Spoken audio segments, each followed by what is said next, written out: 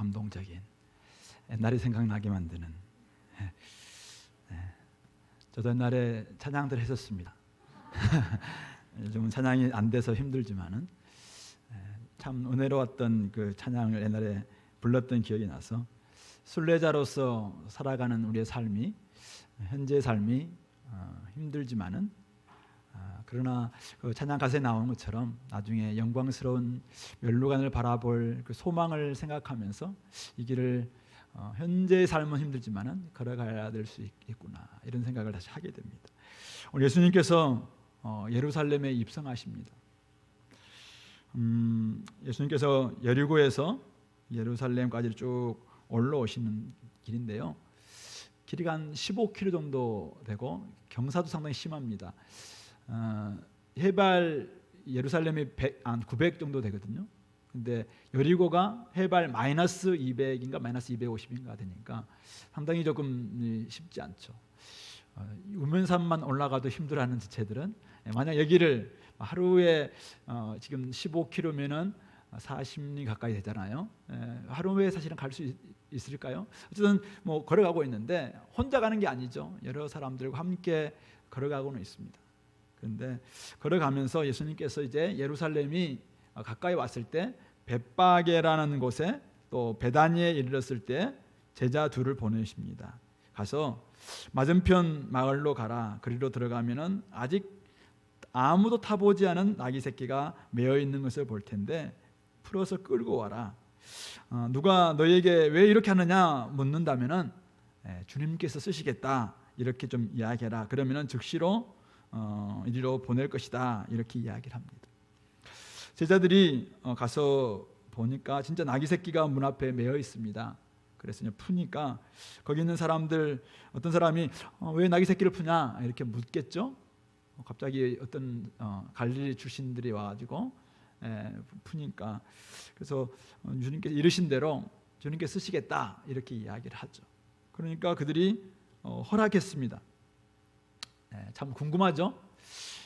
예수님께서 물론 처음으로 예루살렘 방문한 건 아니에요. 다른 복음서에 보면은 몇 번 이렇게 방문도 합니다. 그렇지만은 마가복음에서는 이제 갈릴리로부터 출발해서 쭉 오는 여정을 지금 기록하고 있는데, 예수님께서 먼저 가서 좀 이야기했을 것 같지도 않고, 또 뭐 요즘 같으면 전화기가 있어서 야, 내가 갈 테니까 좀 미리 좀 준비해놔라, 이렇게 연락하지도 않았을 텐데, 어떤 주님께서 이런 모든 상황을 다 아시고, 또 가면은 분명히 이것이 있고 또 이렇게 주님께 쓰시겠다라고 하면은 허락할 것이다라는 것을 다 아신 것이죠.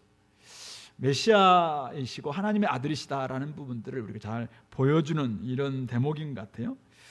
이렇게 했을 때 제자들이 이제 자기의 겉옷을 그 위에다가 다 얹어 놓음에 예수님께서 타시고 이제 입성하고 계시는 것이죠. 궁금합니다. 예수님께서 왜 예루살렘에 입성하시죠? 우리는 몇 번 이야기를 했습니다. 제자들에게 예루살렘에 입성하는 것은 죽기 위함이라고 이야기했습니다. 인자가 장로들과 대제사장들에게 팔리고 넘겨주고 고난받다가 십자가에 죽었다가 3일 만에 부활할 것이다. 베드로는 그 말 듣고는 이제 어떻게 그렇게 할 수가 있느냐 막 책망도 하고 이렇게 했잖아요. 그런데 예수님께서 산에서 내려오실 때 또 한 번 이야기하셨고, 또 얼마 전에도 또 한 번, 3번이나 이야기를 하셔서 결국 예수님이 예루살렘에 들어가는 길은 십자가를 지고 죽기 위해서 들어가는 길입니다. 그러나 우리는 잘 알고 있습니다. 그 길이 십자가와 부활을 통해서 결국 영광을 얻으시는 길이고 사탄 권세를 멸망시키시는, 승리하는 그 길이다라는 것은 우리가 잘 알고 있습니다. 그러면 예수님은 고난과 십자가와 고난, 이것을 지금 목표로 하는 것이 아니라 그 뒤에 있는 영광이 예수님의 최종적인 목적이죠. 그러면은 승리자의 사실은 길이잖아요. 결국 하나님 나라가 임하게 될 것이고, 예수님께서 또 하나님이 계획하셨던 구속 사역이 이루어지는 그 길은 이거는 패배의 길이 아니라 승리의 길이잖아요. 근데 그 승리의 길을 주님께서 지금 승리의 현장인 예루살렘에 입성하실 때 왜 군마를 타지 않고, 승리자의 상징인 군마, 즉 백마를 타지 않고 아무도 아직 한 번도 타보지 않은 나귀 새끼를 타셨는가 이거죠. 복음서 오늘 이 마가복음에는 그 이야기를 기록하고 있지 않습니다. 다른 우리 복음서 보면은 스가랴 9장 9절의 말씀을 성취함이라고 그렇게 이야기하고 있죠. 스가랴 9장 9절은 이렇게 이야기하고 있습니다. 보라, 내 왕이 내게 임하시나니 그는 공의로우시며 구원을 베푸시며 겸손하여서 나귀를 타시나니 나귀의 작은 것 곧 나귀 새끼니라.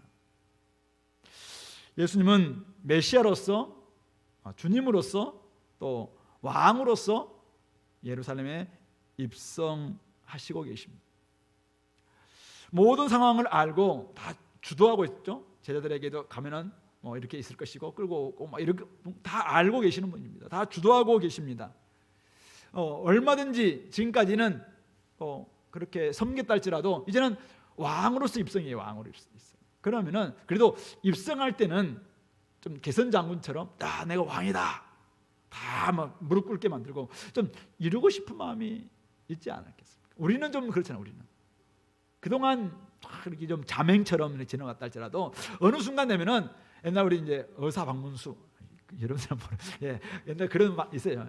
그런 거 보면은 의사 초라하게 입고 있다도 결정적인 순간은 의사 출대하면은 마패를 다 꺼내면서 그때 뒤에는 쫙 그냥 왕에 걸맞는 이런 왕의 권위에 상징하는 이런 옷을 입고 딱 등장하는 거거든. 근데 예수님 지금 예루살렘에 지금 왕으로서 입성하시는 거잖아요. 그런데 여전히 나귀 새끼, 아직도 한 번도 타보지 않은 나귀 새끼를 타고 입성하시고 계시다는 것이죠. 여전히 겸손하신 왕으로서 입성입니다. 예수님은 길에서 제자들에게 이야기했습니다. 누가 더 크냐? 막 경쟁하는 그들에게, 더 다투는 그들에게 인자는 이 땅에 온 목적은 섬김을 받으러 옴이 아니다. 섬기려 하고 내 목숨을, 자기 목숨을 많은 사람의 대속물로 바로 주기 위함이다. 이런 말씀을 하셨습니다. 결국 주님은 그 말씀을 여전히 마지막 지점에서도 끝까지 그것을 실천하고 계시는 분이시죠. 많은 사람을 위해서 자기 목숨을 대속물로 주려는 이런 섬기시는 왕, 섬기시는 메시아, 이것을 상징적으로 보여주고 있는, 그러면서 구약을 성취하고 있는 그런 모습이 결국 나귀 새끼를 타고 입성하시는 모습이 아닐까 생각해 봅니다. 자, 예수님이 이렇게 입성하시는데 이때 이제 사람들의 반응이죠. 먼저 우리 나귀 새끼의 주인, 나귀의 주인의 반응은 우리가 알 수 있어요. 주님께서 쓰시겠다 이렇게 이야기하니까 그 사람에 대해서 지금 알아보지도 않아요. 주님께서 쓰시겠다. 성경에서는 이게 중요하지 않기 때문이겠죠. 물론 그 사람이 누구냐 물어봤을 수도 있어요. 그러나 오늘 마가는 그거에 대해서 전혀 언급이 없습니다.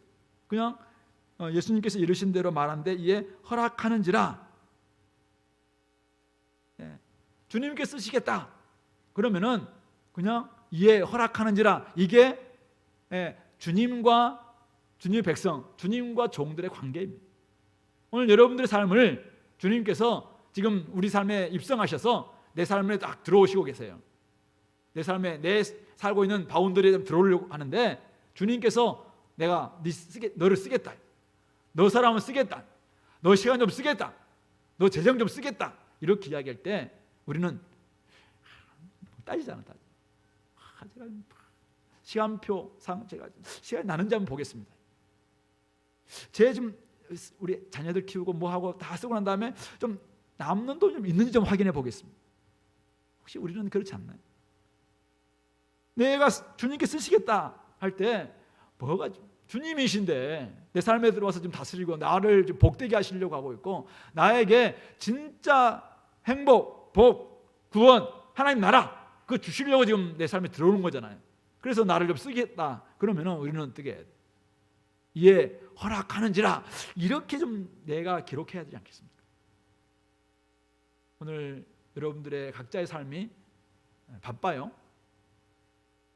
네, 가정 일로 바쁘고 직장 일도 바쁘고 학교도 바쁘고. 네, 주님이 좀 여러분들을 좀 쓰시고 싶어요. 여러분들이 주님 앞에 온데 쓰임 받을 때 진짜 주님이 우리에게 주시고자 하는 그 복이 임해요. 신령한 복뿐만 아니라 이 땅에서 주님과 함께하는 그 임재의 복이죠. 동행의 복. 이것이 우리 임할 텐데 우리는 자꾸만 좀 요만큼 줘요. 이만큼. 일정 부분은 주는데 나머지는 내가 주님이 쓰시겠다 그러면은 아니 나귀 새끼 그냥 줘야지. 뭐 1분만 쓰고 오라든지 뭐 이렇게 하진 않을 거잖아요. 아예 그냥 딱 내주는 건 내주는. 이게 우리의 반응이어야 된다. 두 번째 반응은 제자들과 사람들의 반응입니다. 제자들은 자기들의 겉옷을 그 위에 얹어서 예수님을 타시게 하고 있죠. 그리고 8절을 보면 많은 사람들은 자기들의 겉옷을, 또 다른 이들은 들에서 벤 나뭇가지를 길에 펴며 앞에서 가고 뒤에서 따르는 자들이 소리 질렀다, 이렇게 나와 있습니다. 먼저 이 겉옷을 까는 거 있잖아요. 겉옷을 까는 거. 여러분들이 유대인들의 겉옷은 굉장히 중요한 겉옷이죠. 자신들에게서 굉장히 중요한 부분입니다. 아버지가 이제 이스라엘에서 공부하셨던 분의 이야기를 들어보니까, 오랫동안 사시던 분 들어보니까, 아버지가 이제 자녀들에게 이제 자녀들이 성년이 되면은 겉옷을 이렇게 딱 주는데, 입혀주는데 거기에는 이 토라가 다 기록되고 있대요. 그래서 이제 그가 그동안 공부했던 12살까지는 이제 아버지의 하에서 계속 공부를 해야 하는 거예요. 근데 이제 12살 되면은 성령이 되거든요. 그러면 거기서 딱 입혀주면서 이제는 내가 너의 인생을 책임져야 된다. 하나님 앞에 나와서 이제 예배도 드리고 막 이런 걸 다 해주는 이 성령식이 있다고 하는데, 어쩌면 이런 겉옷은 유대인들에게서 추위를 막는 것뿐만 아니라 어쩌면 굉장히 중요한 부분이에요. 근데 그것을 지금 딱 깔아요. 근데 누구한테 깝니까 이거는? 누구한테 여러분들이 가장 중요한 겉옷을 깔겠어요? 그냥 귀한 손님 정도도 안 깝니다. 발 씻어주는 정도는 귀한 손님들 하겠죠. 왕족쯤 돼야지 깝니다. 왕족쯤 돼야. 우리 열왕기 하에 보면은, 열왕기 9장에 보면은 예후가 왕이 될 때, 그 옆에 있던 신하들이 갑자기 옷을 벗어서 그 섬돌이에 깔아고 막 이런 일도 있잖아요. 그러니 왕으로 대접하는 거예요. 지금까지는 같이 장군이었어요. 같은 군사들이었어요. 근데 그때 딱 기름 부음을 하니까 왕 쫙 까는 거잖아요. 이게 바로 왕에 대한 예우죠. 왕에 대한 예우. 요즘 뭐 영국 여왕이 지금 서거 했잖아요. 그러니까 깜짝 놀랐는데 어저께 그 뉴스를 보니까 24시간 기다리는 사람도 있고, 그 참배하기 위해서. 베컴, 축구 옛날에 황제잖아요. 축구. 베컴도 뭐 13시간 기다려가지고 평민들과 함께 쫙 가면서 이제 그 왕을 좀 마지막 가는 길을 예우하겠다, 뭐 이런 하더라고요. 왕을 좀 하려면은 13시간 이 정도는 기다려야 되는 거 아닌가요? 그 중에서 막 400명은 막 기절했다, 막 이렇게 이야기하던데, 왜 그렇게 하면서 여왕인데 가는 길을 막 이렇게 하고 있어요. 근데 지금 왕이 오셨어요. 왕이 오셨어요. 우리에게 왕이 오셨으면은 우리에게 좀 겉옷 벗어서 좀 깔아야 되는 거 아니에요? 여러분들 집 좀 내줘야 되는 거 아니에요? 여러분들의 시간, 여러분들이 가장 귀한 거 이거 내주는 게 맞겠죠. 안 그래요? 그렇게 해야 되겠죠. 여러분들 어떻습니까? 여러분들은 진짜 그분이 왕이시라는 것을 안다면, 제자들도 끊임없이 다투면서 지금 예수님이 기대하는 게 있죠. 이들은 기대하는 게 있어요. 와, 예수님이 왕이신데 예루살렘 가면 이제 우리가 나름대로 약 편다, 뭐 이런 마음들이 있겠죠. 그리고 막 이 유대인들도 지금 여러 가지 생각이 있을 거예요. 지금까지 아까 순례자의 노래처럼 이 세상 얼마나 힘들고 어려운 삶이 펼쳐졌겠습니까? 근데 왕이 오신 거예요. 왕이 오셨다. 다 가면은 이제는 우리의 인생이 펼 거다, 이런 기대감을 가지고 쫙 알고 막 이렇게 하는 게 맞겠죠. 그래서 우리가 왕에 대한 대우를 제대로 하고 있는가 한번 돌아보시기 바랍니다. 자, 그러면서 이들이 이제 찬양을 하는데요. 어떤 찬양이냐면은 시편 118편 25절 26절에 남아 있는 메시아 찬양입니다. 호산나, 호산나란 말은 우리를 구원하소서 이런 뜻입니다. 호산나 찬송하리로다, 주의 이름으로 오시는 이여 찬송하리로다, 오는 우리 조상 다윗의 나라요. 이게 이제 핵심이죠. 우리 조상 다윗의 나라요. 다윗 왕국이 회복될 것이다. 이 소망이 이들에게 있는 거죠. 그러면서 가장 높은 곳에서 호산나, 하나님께 우리들을 구원하셔서 이제 다윗의 왕국이 회복되고 다윗의 나라가 우리 가운데 이루어질 수 있도록 구원해달라, 이런 찬양을 그들이 지금 부르고 있는 것입니다.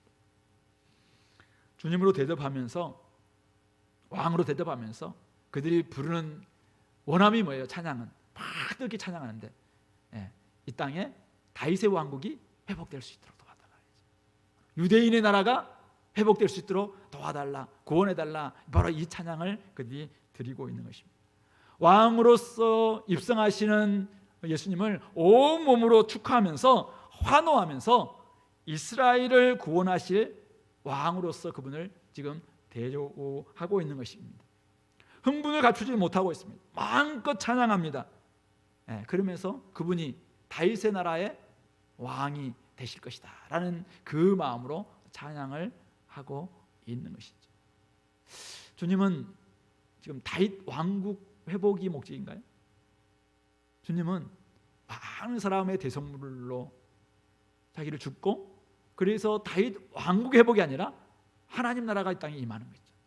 하나님 나라가 천국이 임해서 모든 사람들이 죄에서 구속을 받고 이제는 하나님의 백성이 대해서 하나님을 찬양하고 하나님을 경배하고 하나님만을 주인으로 삼는 하나님 나라가 회복되는 것, 천국이 이루어지는 것, 영생을 받고 하나님 나라의 생명을 공급받고 그들이 날마다 하나님과 교제하면서 이제는 하나님을 왕으로 모시는 그 일에 인간의 죄가, 이 죄 문제가 가장 문제니까 그 죄 문제를 해결하기 위해서 주님께서 오시는데 이 기대가 사실 안 맞는 거죠.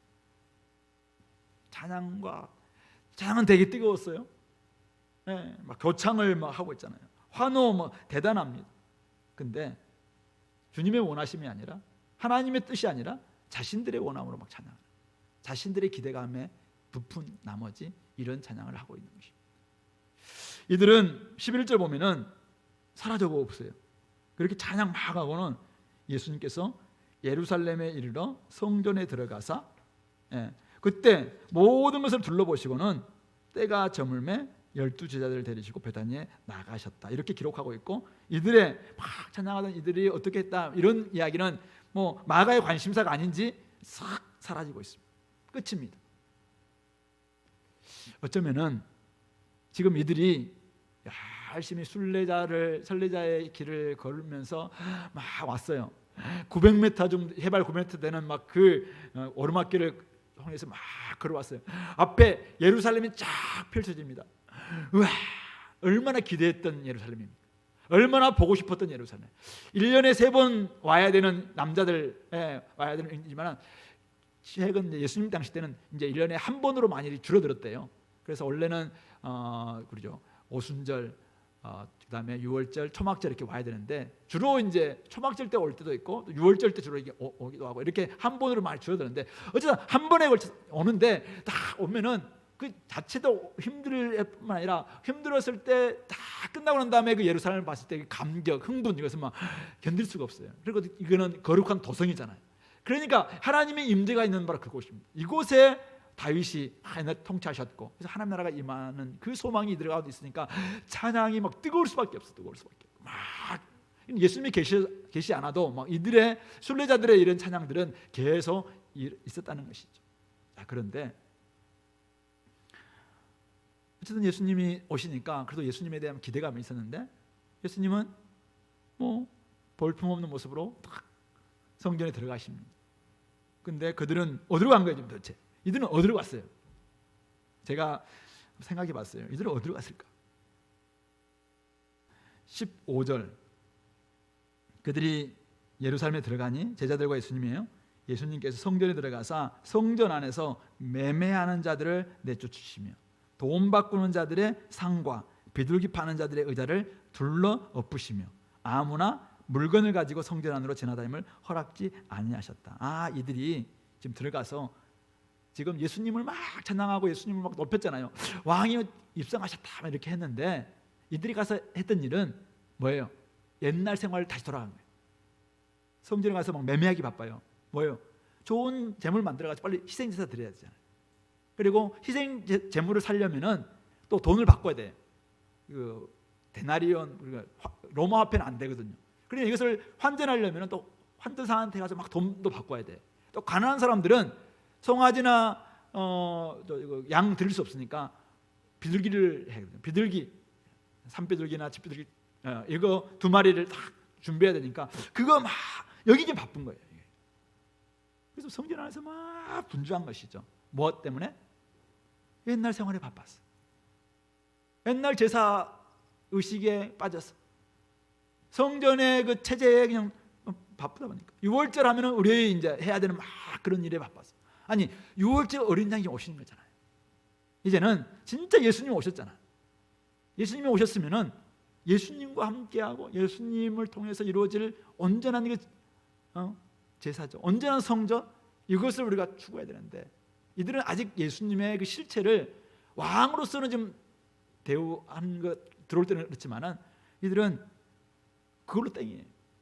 흥분하고 감동하고 감격하면서 막 찬양하고 예배를 막 드렸어요. 예수님 우리 삶에 들어오니까.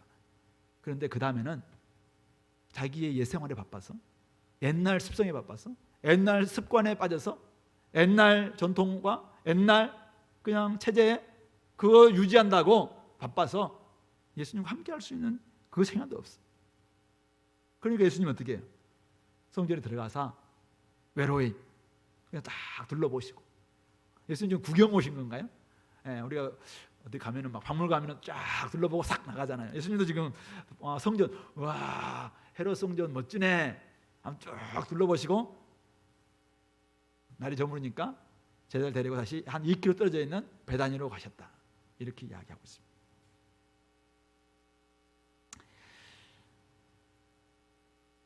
예수님이 아무도 타보지 않은 나귀 새끼를 타고 우리 가운데 오신다면 우리는 어떻게 대우할까? 제가 한번 이 질문을 제 스스로에게 한번 던져봤습니다.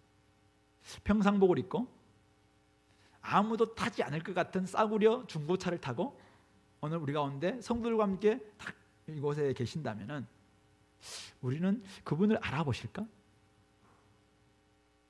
구원의 열망이 우리는 많기 때문에 막 찬양은 뜨겁잖아요. 또 예수님이 우리를 다스려달라고 막 고백을 하지만은 그것이 우리의 삶 통째로 주님께 드리겠다는 게 아니라 적어도 우리에게는 구원의 복을 주셔서 이 땅에서 좀 나름대로 좀 어려움 없이 좀 살아갔으면 좋겠다, 이런 열망들이 우리에게 분명히 있는 거죠. 막 뜨겁게 찬양하고 예배도 막 뜨거울 수 있고 흥분 가운데서 경배하는데 옆에 계신 예수님은 관심이 없어. 왜요? 그분은 싸구려 옷을 입고 왔어요. 싸구려 중고차, 아무도 타지 않을 것 같은 그런 중고차 타고 지금 오셨어요.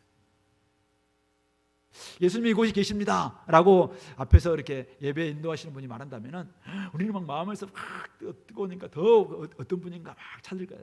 성가대에는 막 그날따라 오늘처럼 더 막 화음도 잘 맞고 더 찬양이 더 뜨거울 수 있다, 예수님이 계시니까. 근데 그분을 못 알아봐. 누가 그분인지. 왜요? 그분은 좀 볼품없는 모습으로 오셨으니까. 예수님이 가신 섬김의 길과 십자가를 통한 구속 사역이 바로 그런 거예요. 오늘 우리가 예수님이 우리 가운데 오셔서 철저히 아무도 타지 않는 나귀 새끼를 타고 그 길을 걸어가신 것, 메시아이심을 드러낸 것이지만은 사실 이것은 메시아이심을 감추는 모습이기도 해요. 그러니 잘 모를 수 있어요. 왜냐하면 사람들은 대부분 다 군마를 원하거든요. 좋은 승리자의 백마를 원하지 누가 나귀 새끼를 타는 것을 원합니까? 포르쉐를 원합니까? 여러분들 포니는 없죠. 소나타 옛날 이거 원합니까? 여러분 솔직히 말해보세요. 다 포르쉐 이거 원하지 않습니까? 그러니까 지금 예수님이 옛날 중고 그것도 1999년식 소나타 타고 오신 거예요. 지금 소나타는 이런 차를 모셨다면, 저 차가 소나타니까 너무 욕하지 마세요. 오셨다면은 모를 수 있지 않겠냐. 근데 우리 마음속에 솔직히 그런 마음이 있다. 우리는 끊임없이 알아요. 섬김이 중요하고 내가 죽는 게 중요하고 다 아는데 진짜 삶에는 예수님이 진짜 그렇게 나타나시니까 막 찬양하는 것 같은데 그걸로 땡. 이럴 수 있지 않겠는가 이거죠. 나귀 새끼를 타신 메시아보다는 군마를 타고 개성가를 부르며 행진하는 그런 사자와 같은 왕을 더 원하는 우리의 모습은 아닌가. 이 부분들을 우리가 제대로 점검하지 않는다면 진짜 겸손과 섬김으로 인자로서 이 땅에 오셔서 철저히 섬기시는 그 예수님을 지금도 그렇게 오신다면 우리가 놓칠 수 있다. 우리 삶에 바빠서 내 해왔던 그냥 그 관성에 그냥 계속 바빠서 아니 희생제사가 지금 예수님이 곧 없이 할 제사잖아요. 근데도 지금 이게 바빠. 환전한데 너무 바쁘고, 비둘기 파는데 사는데 너무 바빠. 예수님과 함께 지내야 되는데.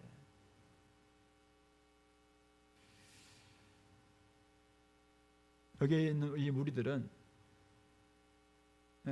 힘찬 찬송을 불렀고 겉옷을 내어 드리는 헌신을 보였습니다. 그러나 얼마 뒤면 잘 알다시피 자신들의 기대와 원함을 충족시켜 주지 못하는 예수님을 십자가에 못 박으라 라고 외치는 무리들로 돌변하잖아요. 우리는 어떨까요? 오늘 내가 드리는 기도의 제목이 남들을 잘 섬기고 내가 죽는 그걸 위한 기도 제목인지, 아니면은 나는 이거 예수님이 가신 길은 알겠어요. 그런데 나는 좀 섬김보다는 좀 섬김 받고 내 것을 내려놓고 죽이기보다는 조금 더 내 것 좀 챙기고 좀 더 나은 환경과 나은 복지와 나은 혜택 이런 것들을 더 원하는 그런 기도 제목으로 딱 채워져 있다면은, 그 기도 제목이 채워지지 않을 때 예수님 뭐 있어? 예수님의 이름 무슨 힘이 있어? 혹시 이렇게 돌변할 수 있는 그 가능성이 우리에게 있지 않을까?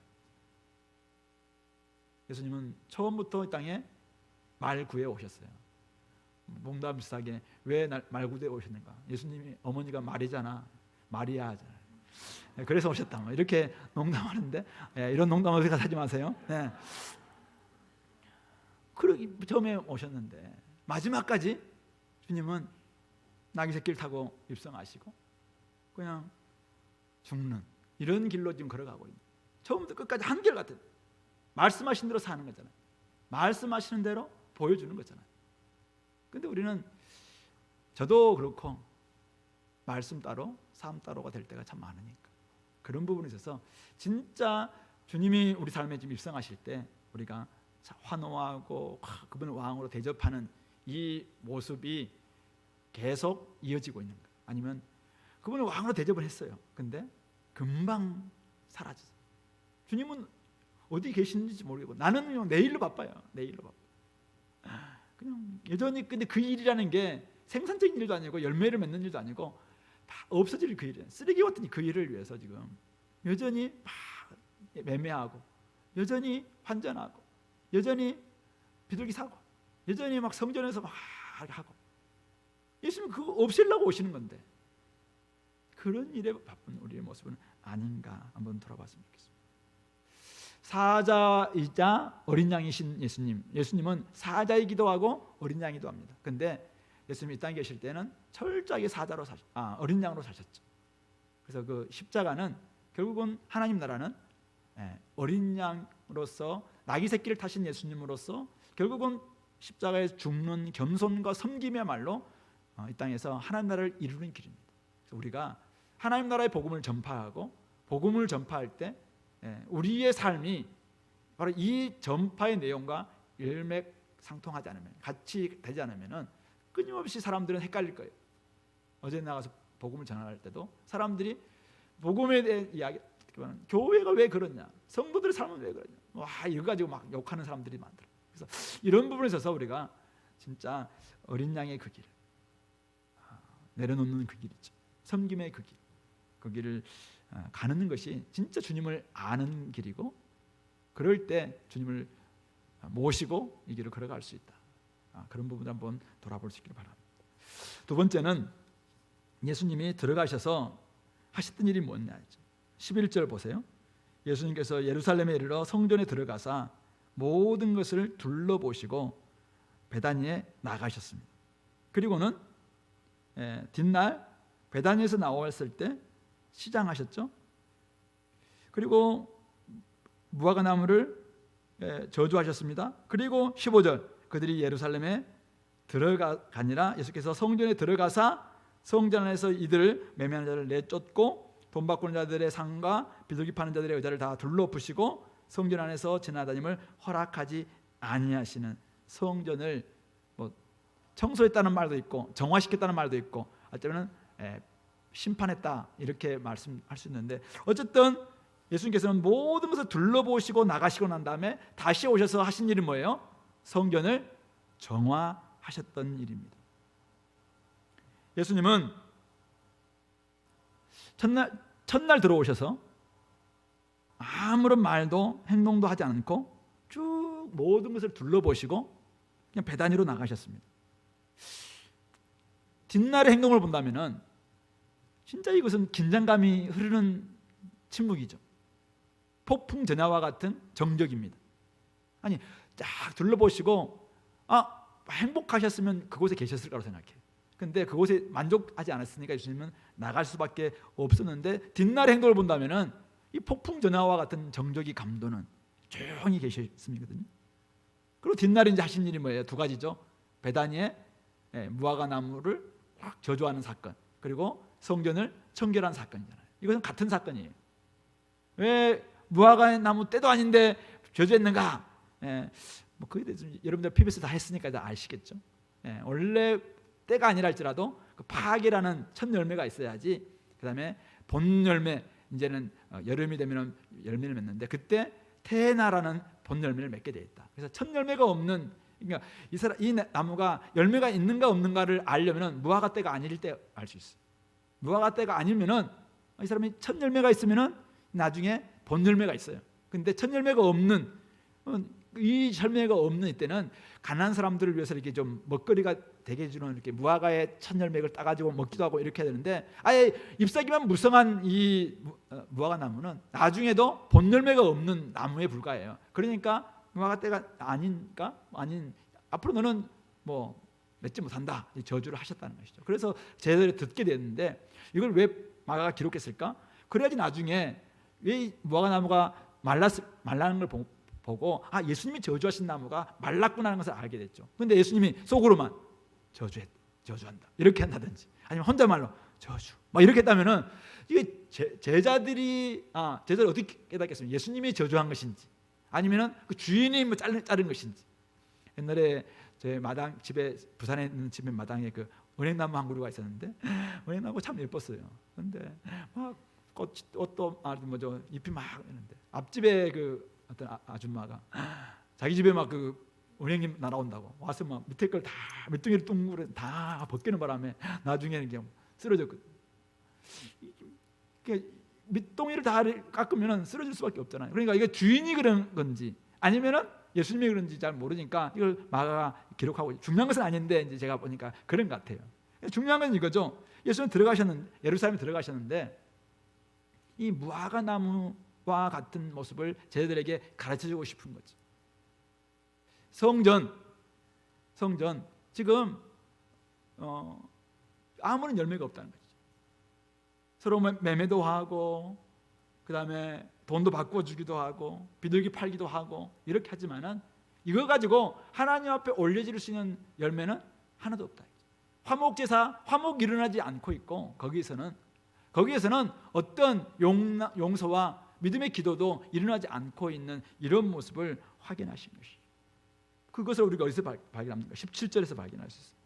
이에 가르쳐 이르시되 기록된 바 내 집은 만민이 기도하는 집이라 칭함을 받으려고 하지 아니하였느냐. 너희는 강도의 소굴을 만들었도다 하시매, 이사야 56장 7절에 나와 있는 내 집이 만민이 기도하는 집이다라는 말씀은 메시아 시대가 도래하면은 이방인들도 다 이제는 그곳에 나와서 하나님을 예배하게 되고 하나님과 관계가 회복되고 하나님부터 기뻐하는 그런 집이 된다, 그런 백성이 된다. 그래서 하나님께서 말씀하시는 내 집은 만민이 기도하는 집이다라는 그런 칭함을 얻게 될 것이다 라는 그 예언의 말씀이 이사야 56장 7절의 말씀이에요. 그런데 지금 메시아 시대가 도래하고 있음에도 불구하고 만민이 기도해야 될 그 장소인 이방인의 뜰에 지금 옛날 체제인 이 희생제사를 드리겠다는 그 명목으로, 그것도 잘 드려보겠다는 편의를 제공하기 위해서 시장을 개설해 준 나머지 이방인들이 올 수 있는 아예 마당 자체가 없어진 거죠. 옥의 시장, 그 이방의 뜰이 아예 시장으로 변질되고 말았던 것이죠. 그리고 돈을 바꿔주면서 또 많은 프리미엄을 먹기도 하고 그러면서 거기에는 탐욕의 장소가 되기도 하고, 그러니까 가난한 사람들이나 이방인들에게는 전혀 하나님 앞에 나올 수 있는 길까지도 차단된 이런 모습이 예레미야 7장 11절에서 예레미야가 탄식하면서 외쳤던 강도의 속을 도둑의 속을이다 라는 말씀을 예수님이 끌고 와서 이렇게 말씀하고 있는 것이죠. 당시 예레미야 시대 때 어떻습니까? 삶은 엉망진창이면서 언약 백성다운 열매는 하나도 맺지 않았는데 자기들은 성전이 있다는 거예요. 성전에서는 예배를 드리고 있고 제사 드리고 있으니까 우리는 하나님께 용서받고 우리는 하나님의 언약 백성이다. 그래서 우리는 평안하다 평안하다 그렇게 외쳤다는 것이죠. 그러니까 예레미야가 분개하면서 외치는 것이 그 거짓말 믿지 말라라고 이야기합니다. 그러면서 바로 이곳은 내가 다 둘러봤는데 내가 봤는데 바로 도둑의 소굴이다, 강도의 소굴이다 그렇게 외친 말씀이 예레미야 7장에 나왔습니다.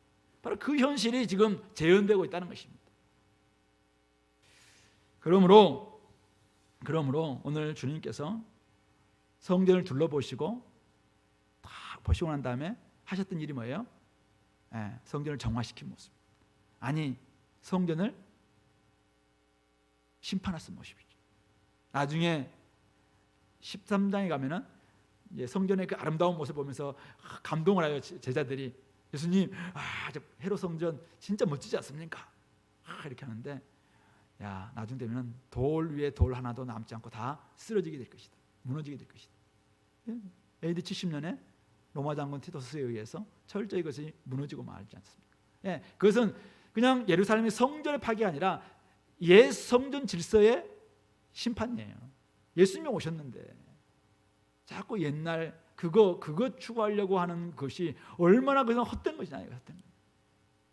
자 오늘 예수님은 우리 곳 오셔서 우리의 성전을 쭉 둘러보셨어요.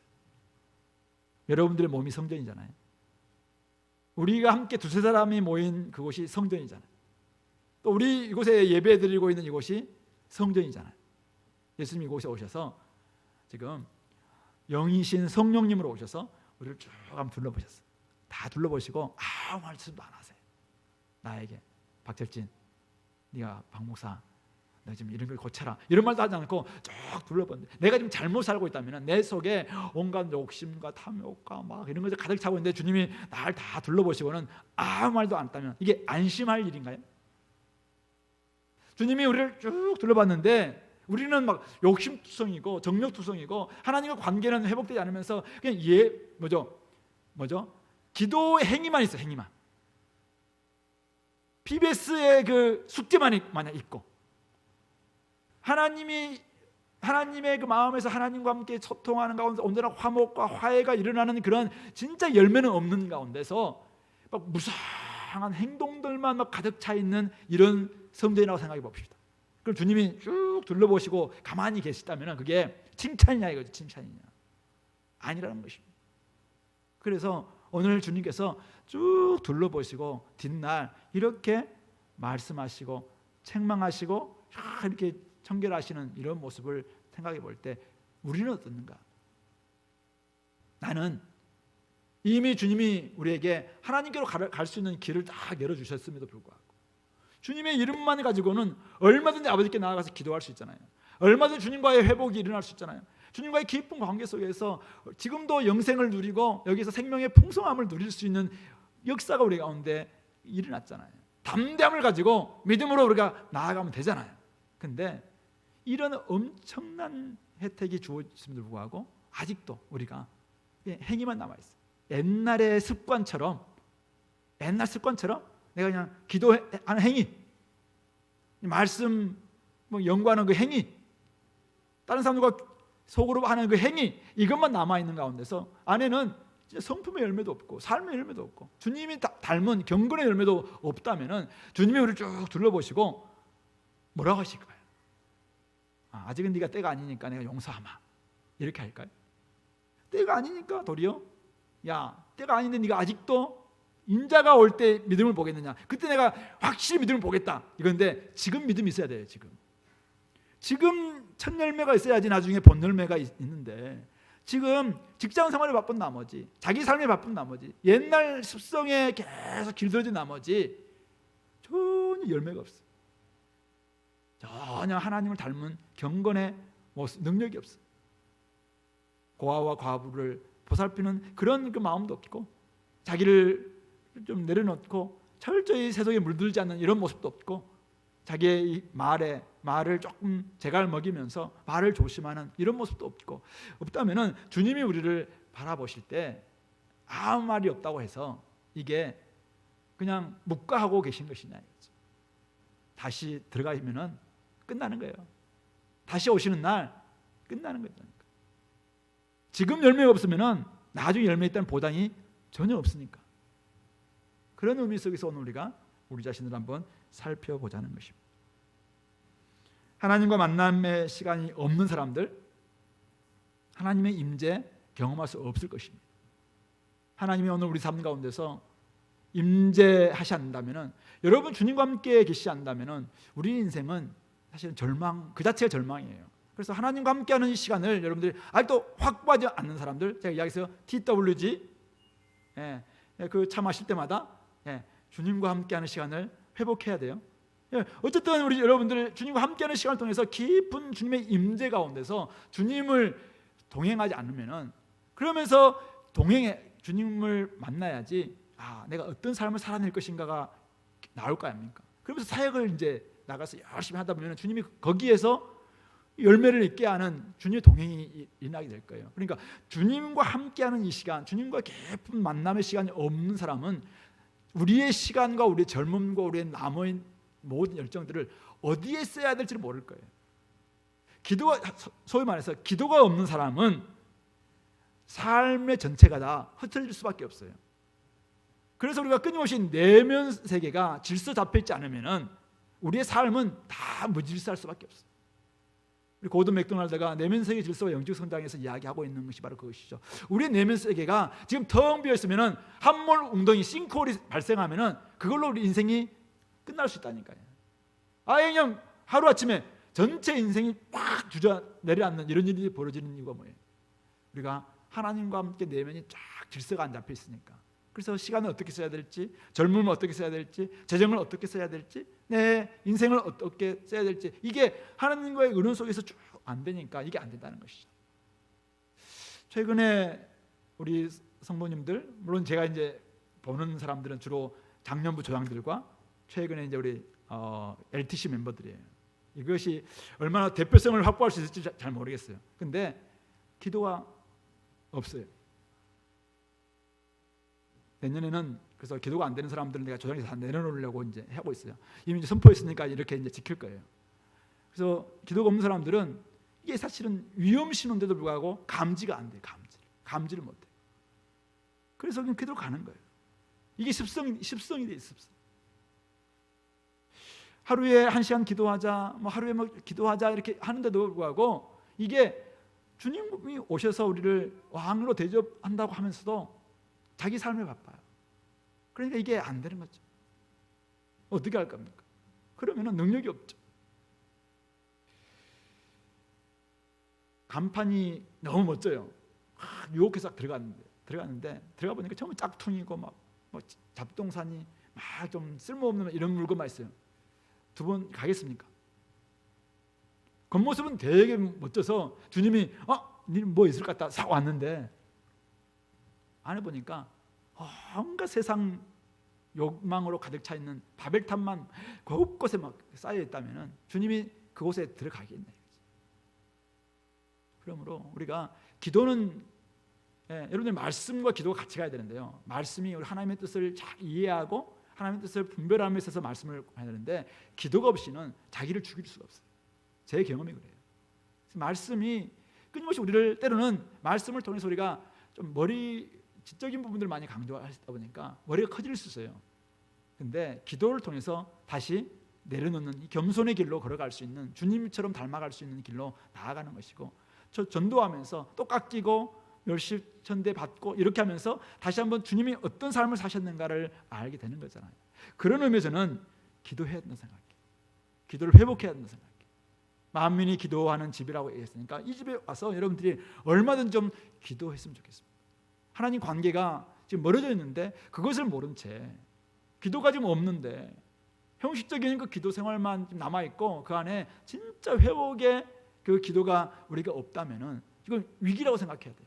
곧 함몰 웅덩이, 싱크홀이 발생할 수 있어요. 그래서 우리가 무너질 수 있습니다. 그런 점에서 주님이 오늘 내 삶을 쫙 둘러볼 거예요. 어떻게 평가하실까? 오늘 우리 공동체 오셔서 쭉 좀 둘러보시고 나가셨다면 오늘 우리 공동체는 어떻게 평가하실까? 장년부, 우리 대학부, 또 우리 각자의 소그룹들 주님께서 쭉 한번 둘러보시고 가실 텐데 하향 평준화되어 있는 우리의 모습을 서로 막 위안하면서 만족하고 있는 것에 대해서 그래 참 힘들지? 그래 그렇게 좀 살아 뭐 이렇게 하실까요? 아니면은 좀 더 좀 분발하기를 기대하실까요? 그런 부분에 있어서 다시 한번 쭉 둘러보시고 두 번째 들어오셔서 다 이렇게 처리하셨는데 강도의 소굴이 되지 않도록 우리 자신들을 돌아볼 수 있길 바랍니다. 한 가지만 더 본다면 오늘 11절 주님께서 모든 걸 둘러보시고 때가 이미 저물매 베다니에 나가십니다. 19절 이렇게 제사장들을 막 죽일까 이렇게 하는데 많은 사람들이 이제 그 교훈에 놀라고 막 두려워하는 이런 모습들, 죽이려고 하는 대제사장들과 서기관들을 피해설지 몰라도 날이 저물매 그들이 성 밖으로 예수님은 나가십니다. 예수님은 두 번이나 예루살렘 성전을 나가시죠. 근데 그 앞에 어떤 표현이 있어요?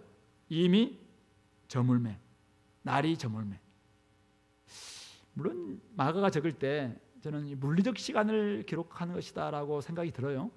물리적으로 이미 저물었기 때문에 나갈 수밖에 없다 생각했는데 저물면은 그곳에 있어야 되잖아요. 그곳이 어디입니까? 예루살렘이잖아요. 예루살렘 성전이잖아요. 하나님이 계시고 싶어하는 곳이잖아요. 근데 예수님이 저물으니까 나가셨어요. 어떤 마음입니까? 못 있겠다는 거잖아요. 네, 여기는 진짜 못 있겠다. 이미 저물어서 내가 더 이상 있고 싶지 않다. 이 대제사장들과 서기관들이 예수님을 죽이려고 하고 있는 왜 죽이려고 합니까? 우리가 이미 여기 딱 차지하고 있는데 네가 뭔데 와서 지금 이리라 저리라 하고 있냐 이거잖아요. 이미 기득권을 차지하고 우리들의 리그를 만들어놨는데 네가 뭔데 와서 지금 이것을 자꾸 깨뜨리려고 질서 구조 막 바꾸려고 하느냐. 지금 이거 이야기하고 있는 거죠. 그런 곳에 예수님이 계실 수 있겠냐. 더 이상 하나님의 임재가 없는 성전,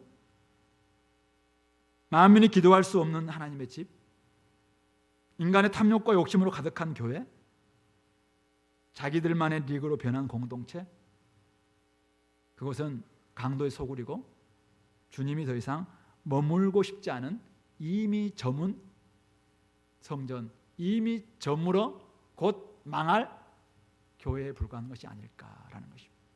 참 제가 이거 묵상하면서 참 두려웠습니다. 서기관들과 대제사장들은 자기들의 체제나 질서나 옛날의 전통이나 이걸 지키려고 예수님을 죽이려고 깨어하고 있지만은 예수님이 그들을 떠나시잖아요. 예수님이 먼저 그들을 심판하신 거예요. 야, 너희들은 나와 아무런 상관이 없다. 너희들이 그렇게 공고하게 만들어낸 이 희생 제사의 제도가 너희들이 그렇게 잘 바꿔주고 돈 바꿔주고 막 싼 거 좋은 거 만들어주고 그게 저들을 구원하냐? 저들을 하나님과 화목시키냐? 내가 이것 때문에 왔는데 너는 아직도 그것만을 추구하고 그것만을 지키려고 하고 있는 그런 아집, 그거 내려놓지 않는 이상 나는 너 속에 있지 않다. 함께 할 수 없다. 이렇게 이야기하고 있는 것입니다. 생명이 움트오지 않은 나무는 잎이 아무리 무성해도 이미 죽은 나무입니다. 곧 잎 다 떨어질 것이고 곧 쓰러질 거예요. 빨리 뽑아내야 됩니다. 크든 작든 주님의 생명, 주님의 임재가 있어야 살아있는 공동체이고 주님이 거하고 싶은 성전이고 바로 살아있는 유기체가 될 수 있는 것이죠. 그래서 예수님은 베드로전서 2장에서 산돌이신 예수님께 나아가서 바로 모퉁이의 머릿돌이신 예수님께 나아가서 산돌인 우리가 리빙스톤이죠. 산돌인 우리가 함께 연결됨으로 말미암아 신령한 집 바로 성전으로 세워진다라고 이렇게 이야기하고 있습니다. 이제는 우리가 예수님을 머리 삼아서 온전히 서로서로 예수님과 연결돼서 양분을 공급받고 서로서로와 연결되고 교제하고 그런 가운데 함께 자라갈 때 이곳이 성전이고 이곳이 하나님이 기뻐하시는 교회일 것이고 이곳이 열매가 맺히는 그런 하나님의 처소가 될 수 있다. 바로 에베소서 4장에서 이야기하고 있는 그런 말씀이기도 합니다. 그러므로 머리 되신 주님과 오늘 내가 연결되어 있는가? 끊임없이 주님으로부터 지시를 받고 주님의 양분을 받고 주님의 은혜를 공급받고 그런 가운데 이것을 옆에 있는 사람들과 잘 나누면서 소통하면서 함께 자라감의 그런 성전을 만들어가고 있는 거예요. 두세 사람이 모이는데 내 이름, 우리 자신들의 이름으로 모이는 곳에는 주님이 계시잖아요. 바로 주님의 이름으로 모일 때 그래서 주님의 이름, 주님의 인격과 주님의 사역과 주님의 사명이 함께 나눠지는 그곳에 주님은 아무리 작은 공동체라도 그곳에는 계세요. 근데 수많은 무리들이 모이지만은 자신들의 이름만이 난무하고 자신들의 욕망만이 가득 차 있는 그런 곳에는 주님은 절대 계실 수 없어요. 그곳은 이미 정한 곳이 곧 쓰러질 나무에 불과해요. 입만 무성하는 것에 불과하지.